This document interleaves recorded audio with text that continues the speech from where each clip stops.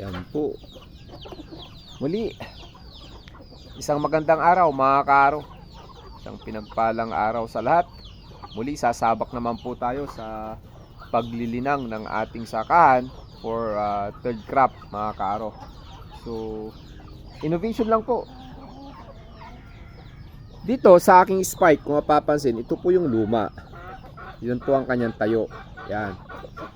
So, napansin ko po dito, mabagal. Second hand ko po ito nabili. At ito po yung mga lumang modelo. So, mabagal po. Yan. Dati, nilagyan ko po ito kasi lumulubog po talaga ako sa bukid. Yan, kaya nilagyan ko ng takip. Sa karaniwang ginagawa ng maraming magsasaka dito sa amin. Yan. Tapos ito naman, siguro mga 30 degrees. So ngayon, ginawa ko mga kaaro, ay binago ko ang blade. Pero medyo nagtitipid tayo. Kaya low budget. Kaya kalahati lang ang ginawa ko. Pinutol ko po yung kalahati. Yan. Tapos, yan. So itinayo na po natin siya mga kaaro. 45 degrees ang kanyang angle. Yan.